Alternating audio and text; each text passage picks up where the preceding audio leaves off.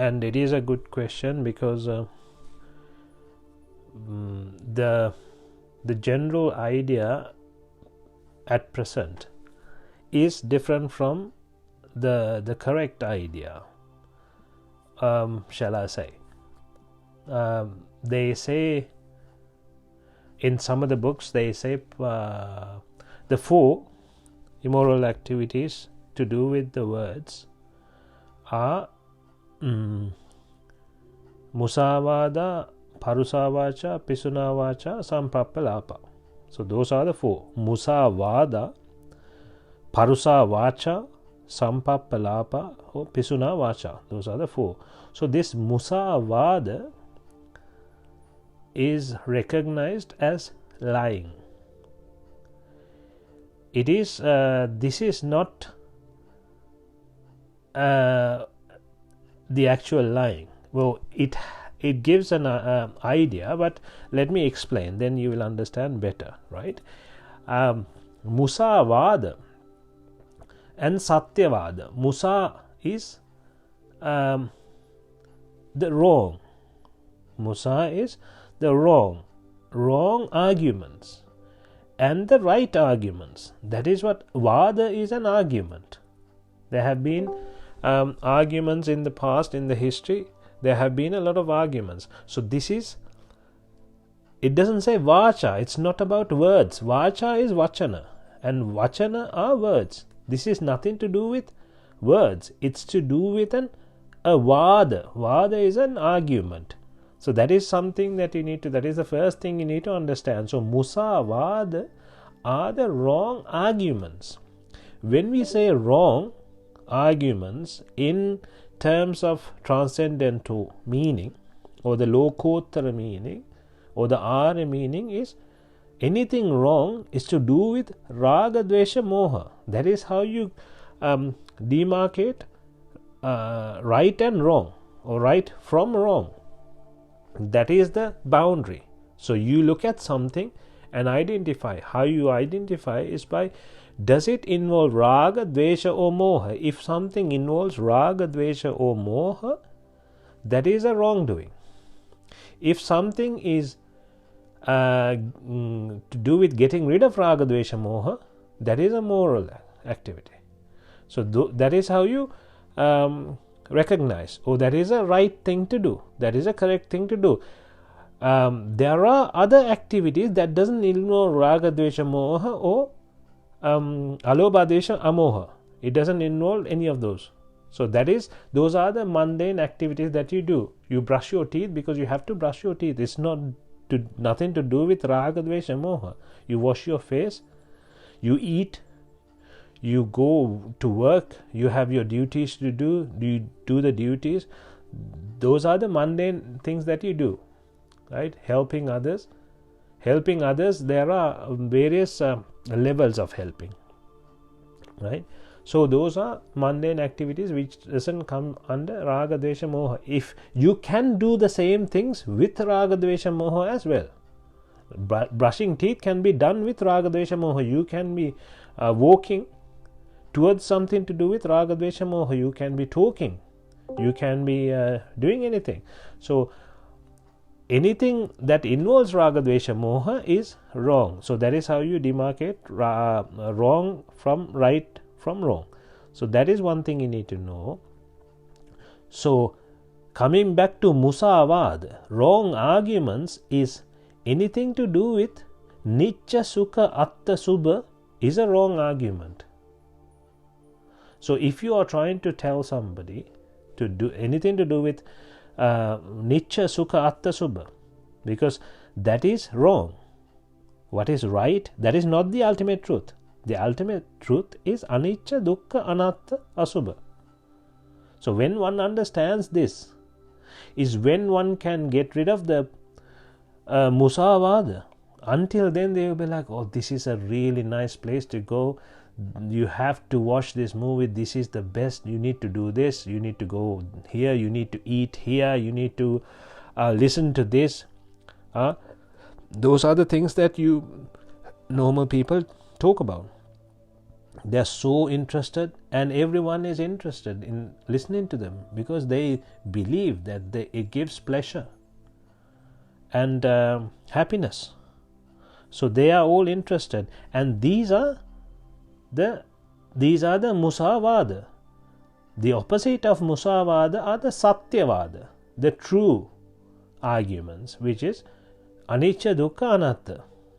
Right? So that is what musavada means. And then the second one is parusa vacha. Even this parusa vacha has been explained in a slightly different way. In some of the books, they say parusa vacha is using bad words. Right? It is nothing to do with the bad words. It's not the bad words. It's parusa vacha. If some the objective of the using these words is to make someone angry or annoy someone, then that comes under parusa vacha. It doesn't have to be a bad word. It doesn't have to be a 4-letter word. Right? It can be anything. You can say things in a way that it sounds really nice, but you can be racist in within the statement. You can make a racist statement really nicely. It might sound nice, but then when you think about the meaning, it might make people annoyed, make people angry, make people hate. So those fall under parusa vacha. If by saying that another person gets angry, or your objective of saying that is to make someone angry, so it's to do with you, right? So if your objective was to make someone angry, then that comes under parusa vacha. It's not his or her how they take it, because no matter what you say, sometimes another person might get angry anyway, even if you speak to them really nicely. So if they get angry when you're trying to be nice to them, that's not your problem, that's their problem. But if your objective was to make them angry, then that falls under parusa vacha. So that is the second immoral activity to do with the words. And then pisuna vacha. Pisuna vacha is I don't know if there is a proper word for this, but it is like telling tales. It's like if you're working in a place, please if there is a word, please mention, then I can use that word. It is like I don't know if it's fibs. It's like you go and tell others about someone, but you are telling lies. You're not telling the truth, and also you're making up things about other people. So for example, in your workplace, you want a promotion or something, or you want to get more marks, or you want to get closer to your boss or something like that. And then what you're doing is you are telling lies about your peers to your boss, saying, oh, this guy is doing this, he's not doing the work, he's on Facebook most of the time, I've seen it, blah blah blah. Whether he's on Facebook or not doesn't really matter. If your objective is to make them upset and to put someone down, that is that falls under pisuna vacha. So that is what pisuna vacha is. And then samprappalapa. So samprappalapa are the idle words, or the stuff that you just say, and jokes, and those come under samprappalapa, things that you just talk about. It's just saying things. So the question was, could you talk about musavada and improper speech? Especially, I'm curious why idle talk is one of the dasa kusala, and what makes it so bad. finding that one difficult at times. I'm not prone to gossip, but I do sometimes make jokes or engage in frivolous flirtations with my wife, although I mostly reduce that. But I do notice it just clouds the mind, so I make an effort to avoid it normally. What happens? Yes, you're absolutely right here. What happens is when you do frivolous talks and jokes and things like that, what happens is the pancha nivarana goes down. Not goes down. They get strong. Pancha nivarana kamachanda vyapada thina midda uddacha kukkucha vichikiccha. I'm not 100% sure if there is a special word for the pancha nivarana. Those are the 5 that will block. They are like blockers that will make one understand Dhamma. So when the nivarana are there, nivarana means nivana avarane. So covering the nivana. So that is what effectively happens. That is why they are called nivarana. Nivana avarana. Avarana is covering. So covering the nivana. When these are active, effectively what happens is the chances of one to understand Dhamma goes down, because he is involved with other activities. When Raga, Dvesha, Moha are strong, it's really hard to concentrate on Anicca, Dukkha, Anatta and understand Anicca, Dukkha, Anatta. You need to be very focused at the time of listening to Dhamma in order to understand this properly, to comprehend this Dhamma properly. Once you understand, the understanding won't go away. It will stay forever. But even after understanding, you need to improve on that, because it is the same thing that you need to improve on. You need to the first understanding is Anicca, Dukkha, Anatta. So once you understand Anicca and you become a Sotapanna, what you need to do to become a Sakadagami is to also understand Anicca, but in a deeper sense. What do you need to? This has been asked from Tathagatan Vahanse. What do you need to do to become a Sotapanna? You need to understand, you need to comprehend Anicca, Dukkha, Anatta. And you need to then the second question is, what do you need to do to become a Sotapanna? You need to understand Anicca, Dukkha, Anatta. You need to do Vidarshana to do with Anicca, Dukkha, Anatta. Then what do you need to do to become an Anagami? You need to do Vidarshana to do with Anicca, Dukkha, Anatta and understand Anicca, Dukkha, Anatta in a deeper sense. What do you need to do to become a Arihatun Vahanse or to become enlightened? You need to understand Anicca, Dukkha, Anatta. So there are 4 levels. So the 4th level is the deepest level. Now you understand Anicca, Dukkha, Anatta 100%. Until then you are not 100%. So when you are a Sotapanna, when one is a Sotapanna, it doesn't mean, yes, the world is Anicca, Dukkha, Anatta, but you feel like, sometimes you feel like, there is a little bit of pleasure, or this one gives me a little bit of pleasure. Certain things, you feel like they still give you pleasure. You don't really, 100% you don't understand that it is created in the mind. Right? So you understand 100% it is created in the mind. It's a mentally fabricated thing. When you become Arihatun Vahanse or when you become enlightened, until then you will understand to a certain level, to your level, whatever level you are in. It could be Sotapanna Marga, Sotapanna Phala, Sakadagami Marga, Sakadagami Phala, Anagami Marga, Anagami Phala, Arihat Marga, Arihat Phala. Only when you are in the Arihat Phala, or when you become an Arihatun Vahanse, that is the Arihat Phalaya, is when you understand 100%. Then there are no doubts at all.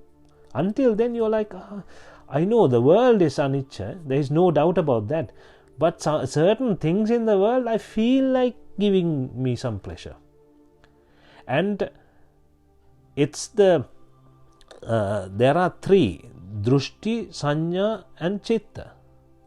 The drushti is the view. Now the view is right. You come to the right view. Right as in this understanding. Samma ditti, that is the right view. So you come to samma ditti. It's only the view. Sanya is still there. You still have sanya vipallasa. That's why when it comes to you, the perspective is not 100% clean. It comes as a, oh, this one gives me pleasure kind of perspective, right? And when you become an Arihatun Wahanse, when one becomes an Arihatun Wahanse, it gets to the chitta from the mind itself, from the thought itself. It's not polluted, it's pure. So you will never get that feeling as if there is some little bit of nature in there, or it gives a little bit of pleasure. No, because it's all clean now. From the chitta itself, it's like a filter. There are three filters. The view is the biggest filter. Once this filter is put in, it filters everything and makes sure it doesn't take you to Satarapaya or the four hells. So it's filtering that much. But it's still giving you a certain level of dirtiness. So there are dirty thoughts going through your mind, working inside you. But as a view, you know this is what it is, because you have come to that view. So once you become an anagami, the sanya also goes away. The perspective goes away. But the chitta still, in the chitta, it's not 100% pure. It's pure for a certain extent. So that is what happened. So that is how you get this cleared, right? So idle talk.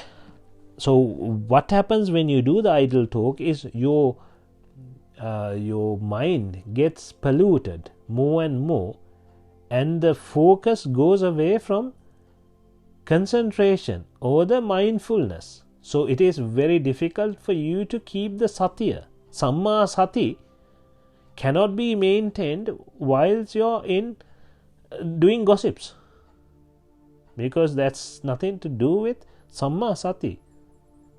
Sangma is sang is the avidya trishna, or sang are the keles, klesha. So ma means getting rid of the keles. That is why it's samma ditti, samma sankappa, samma vacha. So all the words have to be to do with avidya trishna, getting rid of avidya trishna. So that is what samma means. Sang vali ma means midima. Midima is getting rid of. Sang is the collection. So you're getting rid of the collection. All this time you were doing sang. Sang, sara. Sara is you take it as good. What did you take it as good? The collection was good. That's why you go in the sansara. Sansara is the life cycle, the journey, right? There are so many words to do with sang, and sang is the avidya trishna, or sang is to do with keles that you need to get rid of. Keles are the dasa akusale are keles. The 10 immoral activities are keles. So that is what sang is effectively. Okay, so that is about the words. That's about the immoral activities to do with words. And something that you need to understand is this is the chetanava, dasa akusala chetanava. That is something you need to know as well. It is not doing this, it is the thought that goes through the mind. So the chetana is what matters. It doesn't say anywhere that Rahatan Vahanse doesn't do dasa akusala. It says dasa akusala chetanavana.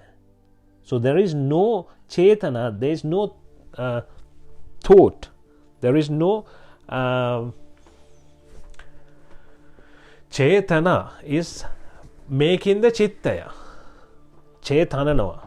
Chittaya tananava. So it is creating the mind. So they are not creating the mind towards doing this. So that is what it means.